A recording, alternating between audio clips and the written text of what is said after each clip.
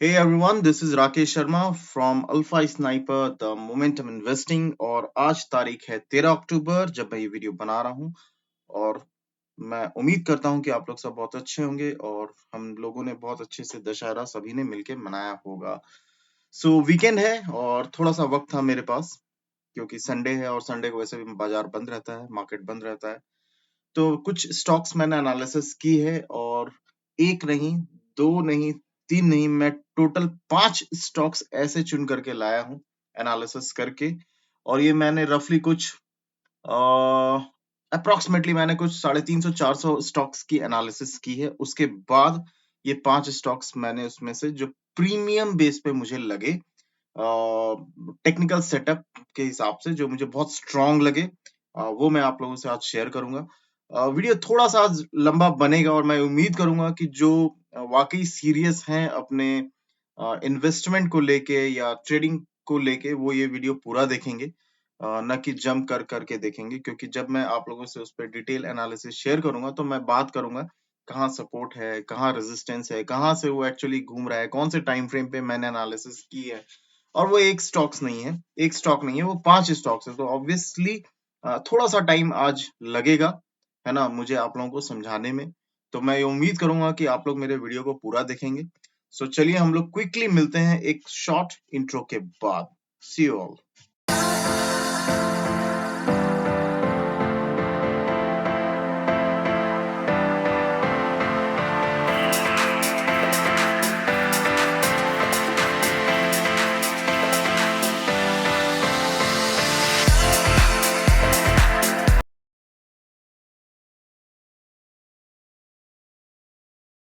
Thank you video में अभी तक बने रहने के लिए। चलिए हम लोग क्विकली अपनी अपनी एनालिसिस शुरू करते हैं। एक छोटा सा डिस्क्लेमर, मैं जिन भी स्टॉक्स के बारे में बात करूंगा वो किसी भी तरीके से कोई रिकमेंडेशन नहीं है, ना मेरे तरफ से और ना ही मेरे चैनल के तरफ से। ये सिर्फ और सिर्फ एजुकेशनल पर्पज से ही मैं शेयर कर रहा हूँ और मैं कोई किसी भी तरह की गारंटी नहीं देता और मैं बिल्कुल भी रिस्पॉन्सिबल नहीं हूँगा अगर मेरे वीडियो को देख के कोई प्रॉफिट या लॉस करता है। मैं ये हाईली रिकमेंड करूंगा कि आप अपने फाइनेंशियल एडवाइजर से सलाह मशवरा करने के बाद ही स्टॉक मार्केट में पैसे लगाएं क्योंकि ये बहुत रिस्की अफेयर होता है। चलिए हम लोग अपना वीडियो एनालिसिस शुरू करते हैं। तो आप अपने स्क्रीन पे देख सकते हैं जो पहला स्टॉक है वो इलेक्ट्रा है और मुझे ये क्यों पसंद है, सीधी सी बात है। इसका मैं टाइम फ्रेम चेंज करता हूँ और मैं इसको मंथली चार्ट पे ले आता हूँ। थोड़ा सा इंटरनेट फॉर सम रीजन मेरा स्लो है, आई डोंट नो व्हाई। होता नहीं है बट आज थोड़ा स्लो काम कर रहा है, so we need to bear with this. Just hold on. Overall जिनको पता है, जो मेरे चैनल के रेगुलर सब्सक्राइबर हैं, वो जानते हैं बहुत अच्छे तरीके से कि मैं जब भी एनालिसिस करता हूँ वो एक ब्रॉडर टाइम फ्रेम पे ही करता हूँ, specially for the swing trading. क्योंकि उसमें मकसद कभी भी इंट्राडे ट्रेडिंग का नहीं होता है। वो मकसद है कि हम आज खरीदें और एक रीजनेबल टाइम के हिसाब से हमें वो रिटर्न निकाल करके दे दे। मैं यहाँ पे इलेक्ट्रा डालता हूँ, just give me a second. मैं इसका टाइम फ्रेम चेंज करता हूँ, आई होप ये काम करे। Yes it work. Here it is. मैं इसको थोड़ा सा प्रेजेंटेबल बना दूं क्विकली। ओके, अभी ये जो टाइम फ्रेम आप देख रहे हैं ये एक मंथली टाइम फ्रेम का चार्ट है। कहने का मतलब ये है कि हर एक कैंडल एक मंथ का है, राइट। अब इसमें क्या अच्छा है, क्यों ये मुझे अच्छा लग रहा है, या मुझे ऐसा क्यों इसमें एक अच्छी अपॉर्चुनिटी क्यों दिख रही है? बहुत सिंपल रीजन है। स्टॉक हम देख सकते हैं कि अप ट्रेंड में ही है, विजिबल है, इसमें कोई भी रॉकेट साइंस नहीं है। एनीवन कैन सी एंड से या the stock is in complete up trend. लेकिन एक अप ट्रेंड स्टॉक में भी आप उसको कभी भी किसी भी प्राइस पे बाय नहीं करना चाहिए। मेरे हिसाब से मैं नहीं करता हूँ। मैं एक पुल बैक का वेट करता हूँ और फिर मैं उसमें एंट्री लेने की कोशिश करता हूँ अगर उसमें मुझे एक अच्छा रिवर्सल दिखता है तो। और कुछ इसी तरह का पैटर्न हम यहाँ पे इलेक्ट्रा ग्रीन टेक में बनता हुआ देख रहे हैं। कैसे, चलिए मैं आपको दिखाता हूँ। अगर मैं आप लोगों को ड्रॉ करूं, मैंने पहले ही डिस्क्लेमर दिया है कि वीडियो थोड़ा सा लंबा बनेगा, so kindly bear with me so that you can understand. ये आप देखिए, ये एक डिमांड जोन है इस स्टॉक का। काफी टाइम तक इस स्टॉक ने यहाँ पे वक्त बिताया है। 1 2 3 4 and then finally fifth candle जो है हम देख रहे हैं। और उसके बाद अब हमने इस कैंडल का हाई, जो कि मंथली हाई था 1733 रुपए 90 पैसे का, उसको हमने ब्रेक करके इसका नया हाई बनाया हुआ है 1770। नया हाई नहीं कहूंगा, पिछले मंथ के हाई को हमने ब्रेक किया है। ऑल टाइम हाई तो हमारे पास ये है। सो एक साइकोलॉजी के पॉइंट ऑफ व्यू से कहीं ना कहीं इसमें एक बाइंग सेंटिमेंट बनता हुआ दिख रहा है। अभी इसका ये मतलब नहीं कि अगर हम इसमें बाइंग सेंटिमेंट हम समझ रहे हैं या हम एनालिसिस कर रहे हैं तो ये स्टॉक गिर नहीं सकता है। बिल्कुल गिर सकता है, हो सकता है कल के कल ये स्टॉक गिर जाए 2-3%, big deal, that's how it work. But अगर आप स्विंग ट्रेडिंग कर रहे हैं तो आपको एक स्टॉप लॉस रहता है, एक टारगेट रहता है, और जब तक दोनों में से कोई एक चीज हिट नहीं होती, आपको आराम से तसल्ली से बैठना होता है उस स्टॉक में। कई बार मेरे वीडियो देख के कुछ लोग हैं जो मुझे मैसेज भी ड्रॉप कर देते हैं कि ये स्टॉक आपका नहीं चल रहा है, ये है या जो भी है। फॉर एग्जाम्पल अगर मैं लेटेस्ट एग्जाम्पल दूं, बीएफ यूटिलिटी। बीएफ यूटिलिटी मेरा खुद का पोजीशन बना हुआ है और काफी वोलेटाइल रहा वो स्टॉक। न तो उसने स्टॉप लॉस हिट किया है, न टारगेट हिट किया है अभी तक। हालांकि टारगेट रिसेंटली कुछ 25 पॉइंट से बच गया था, और मैं अभी भी उसमें पेशेंटली बैठा हुआ हूँ, because market has been really volatile these days because of some geopolitical tension, Israel, Iraq, or there are too many things going on. Interest rate issues हैं, फेड का और जॉब सेल्स का डेटा वगैरह जो आता है अमेरिका में। So there are too many macro factors going on, जिसकी वजह से थोड़ा सा मार्केट वोलेटाइल रहा है। Chinese market has been playing a great और important role these days, because यहाँ से पैसा लिक्विडेट होके वहां भी जा रहा है। एनीवेज, मैं बहुत ज्यादा न्यूज के बेस पे ट्रेड नहीं करता हूँ। मेरा फोकस बड़ा सिंपल रहता है कि मैं सिर्फ टेक्निकल एनालिसिस करूं, और जो मुझे प्राइस का है मैं उसके हिसाब से चलूं, न कि जो हम नॉइजेस सुनते हैं बाजार में या टीवी चैनल में, सोशल मीडिया में या कहीं पे भी। अगर कोई टेक्निकल के बेस पे मुझे अच्छा लगता है तो मैं बाई करता हूँ विद द स्टॉप लॉस, और पिछले काफी सालों से मैं ऐसे ही पैसा बनाता हूँ स्विंग ट्रेडिंग के बेस पे। तो चलिए लौटते हैं वापस से। तो आप देख सकते हैं यहाँ पे एक मल्टी वीक डिमांड जोन है। स्टॉक ने काफी टाइम स्पेंड किया है, और अब हम इसमें एक रिवर्सल देख रहे हैं। तो कहीं ना कहीं रिस्क टू रिवार्ड रेशियो बहुत अच्छा है, और अभी इसका क्लोजिंग लास्ट फ्राइडे का है 1752 रुपए का, और हम इसमें एक्सपेक्ट कर सकते हैं पहला रेजिस्टेंस ये है। ये रेजिस्टेंस अगर मैं देखूं तो ये हाई है समवेयर क्लोज टू 1960 रुपए का। अगर ये अच्छा खासा होल्ड कर लेता है स्टॉक, तो फिर हम अगला जो सप्लाई जोन आया था वो समवेयर क्लोज टू यहाँ पे आया था, और ये हाई है 2011 रुपए का। सो करंट भाव है 1752, और इमीडिएट टारगेट जो मैं एक्सपेक्ट कर रहा हूँ, पहला है ये 1960, और दूसरा है 2011। और अगर हमने इसको भी होल्ड कर लिया तो इसमें कोई भी वंडर नहीं होगा कि हम स्टॉक में एक नया ऑल टाइम हाई बनता हुआ भी देख सकते हैं। हालांकि जो अभी तक का इसका हाई है वो है 2221 रुपए 95 पैसे का। सो कृपया अगर आप मेरे वीडियो को देख के ट्रेड करते हैं, पहली बात तो मैं बिल्कुल सजेस्ट नहीं करूंगा, जैसा मैंने डिस्क्लेमर दिया है। बट अगर आप करते हैं तो रिस्क आपका, पैसा आपका, मुझे कोई लेना देना नहीं है। आप अपने स्टॉप लॉस के साथ ही ट्रेड करें। सो ये था पहला स्टॉक, ओलेक्ट्रा ग्रीन टेक, जिसमें मैं काफी बुलिश हूँ। चलिए आते हैं हम लोग दूसरे स्टॉक पे, और दूसरे स्टॉक का नाम है पराग मिल्क। आप देख सकते हैं अपने स्क्रीन पे, लेकिन होल्ड ऑन, मुझे इसका टाइम फ्रेम चेंज करना पड़ेगा। Let me come to again this internet issue, this is really irritating to me. Just reload, फिर देखते हैं। पता नहीं फॉर सम रीजन आज इंटरनेट काम सही नहीं कर रहा है। पराग मिल्क, ये आ गया stock. Let me change the time zone, monthly है, और मैं इसको प्रेजेंटेबल बना देता हूँ। अगेन बहुत ही सुंदर सेटअप है इसका भी, आप देख सकते हैं। मैं ड्रॉ कर देता हूँ ताकि आपको चीजों को समझने में आसान लगे। समवेयर क्लोज टू ये जोन, ठीक है, अगर आप लोग इसको देख पा रहे हैं तो। या सो ये एक मल्टी वीक डिमांड जोन है, जहां पे पहले ये रेजिस्टेंस था, फिर यहाँ पे ब्रेकआउट आया, स्टॉक ऊपर गया, फिर नीचे आया। इसको बोलते हैं ब्रेकआउट रीटेस्ट करना। सो इसने अपने ब्रेकआउट को रीटेस्ट किया है, और अब कुछ टाइम बिताने के बाद अब हम इसमें एक स्ट्रॉन्ग बुलिश कैंडल बनता हुआ देख रहे हैं। ये मंथली टाइम फ्रेम का चार्ट है, तो अगेन इसमें बहुत अच्छा बाइंग प्रेशर बना हुआ है। तो इसका जो लास्ट फ्राइडे की क्लोजिंग थी वो 227 रुपए 29 पैसे की थी, और जो इमीडिएट सप्लाई जोन है वो है 289.75, अप्रोक्सीमेटली 290 रुपए का। तो हम इतना तो इसमें उम्मीद कर ही सकते हैं। अगर मैं इसको एक छोटे से टाइम फ्रेम पे आके देखूं, सो ये है, और जो कि मैंने आपको ये बताया 290 का यहाँ पे, और अगर इसको पार कर लेता है देन प्रोबेबली अगला जो है वो ये है 345। सो मैं आप लोग को ड्रॉ कर देता हूँ ताकि आप लोगों को समझने में, ये हाई सो ये हाई है, ये इसके ये रहा।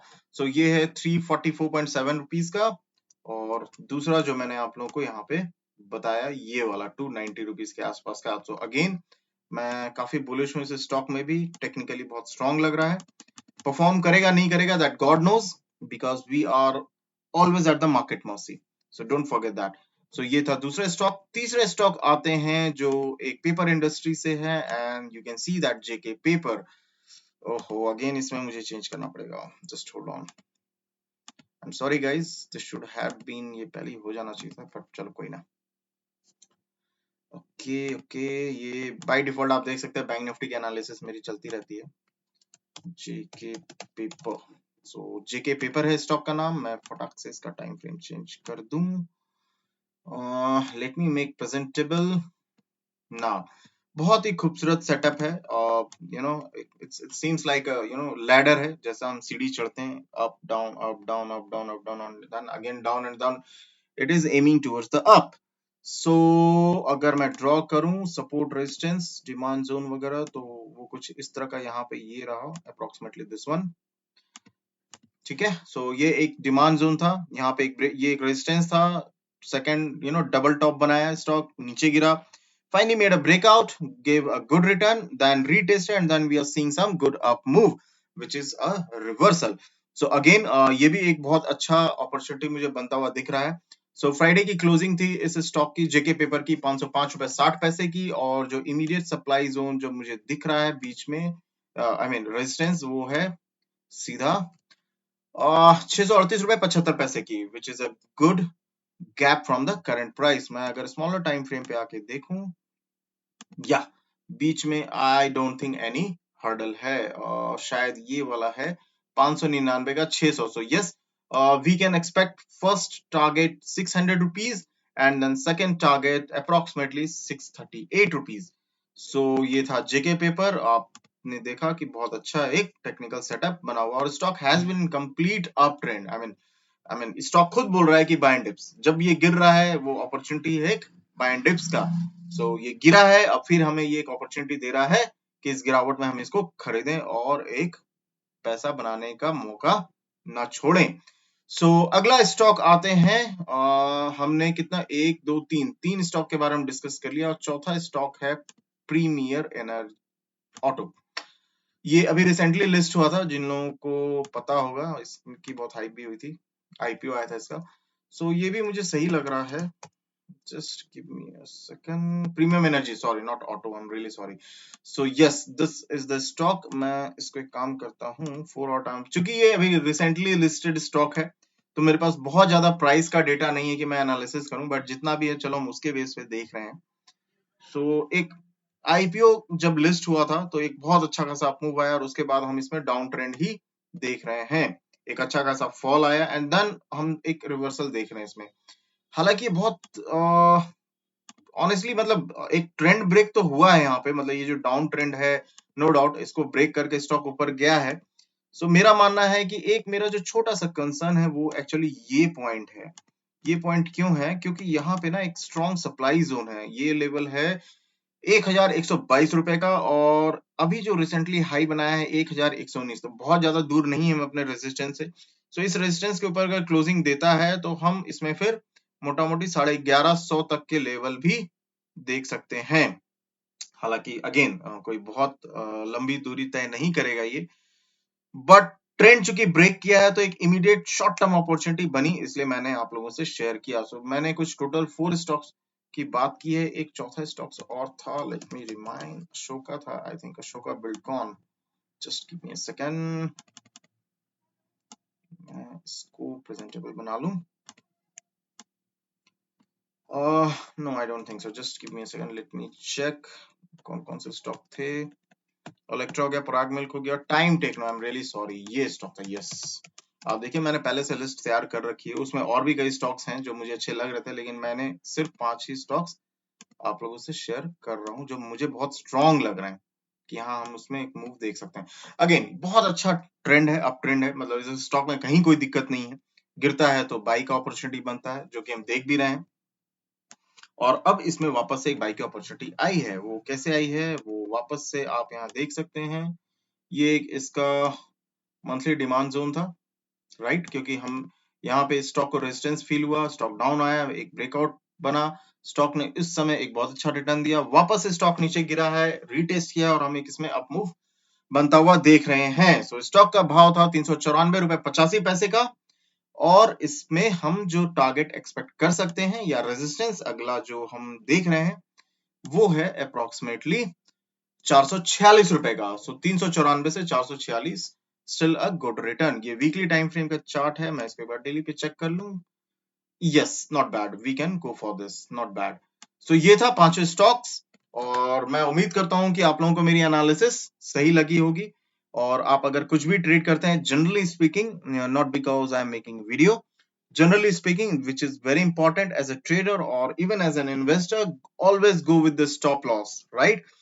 Those who don't put the stop loss, unfortunately, landing up making big losses.